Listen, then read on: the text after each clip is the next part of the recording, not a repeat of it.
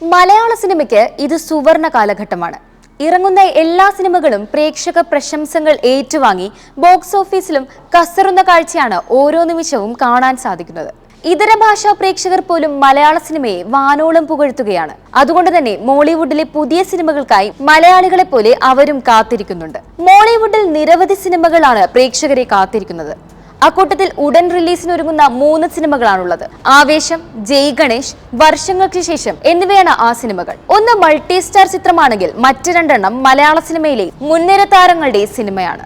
രഞ്ജിത് ശങ്കർ സംവിധാനം ചെയ്യുന്ന ഉണ്ണി മുകുന്ദൻ സിനിമയാണ് ജയ് ഗണേഷ്.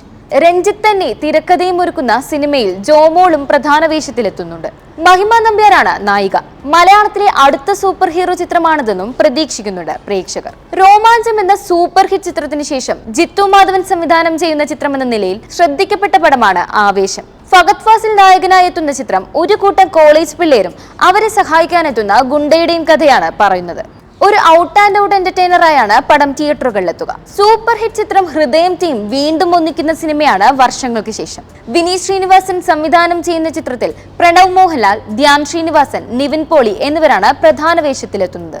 ഒപ്പം അജു വർഗീസ്, കല്യാണി പ്രിയദർശൻ, ബേസിൽ ജോസഫ്, വിനീത് ശ്രീനിവാസൻ, നീരജ് മാധവ്, നീത പിള്ളൈ, അർജുൻ ലാൽ, അശ്വന്ത് ലാൽ, കലേഷ് രാംനാഥ്, ഷാൻ റഹ്മാൻ തുടങ്ങിയവരും ചിത്രത്തിന്റെ ഭാഗമാണ്.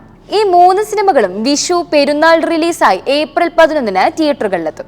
നിലവിൽ വൻ ഹൈപ്പിൽ പോയിക്കൊണ്ടിരിക്കുന്ന മലയാള സിനിമയ്ക്ക് മുതൽക്കൂട്ടാകാൻ പോകുന്ന പടങ്ങളാണ് ഇവയെന്നാണ് വിലയിരുത്തലുകൾ. 3ഉം ഏറെ പ്രതീക്ഷയുള്ള സിനിമകൾ ആയതിനാൽ ആദ്യ ദിനം ആദ്യ ഷോയ്ക്ക് ഏത് പടം കാണുമെന്ന കൺഫ്യൂഷനിലാണ് പ്രേക്ഷകരും. വീണ്ടും 50-100 കോടി ക്ലബ് സിനിമകൾ മലയാളത്തിന് സമ്മാനിക്കാൻ ഈ സിനിമകൾക്ക് കഴിയുമോ എന്നറിയാനുള്ള കാത്തിരിപ്പിലാണ് ഓരോ സിനിമാ ആരാധകരും.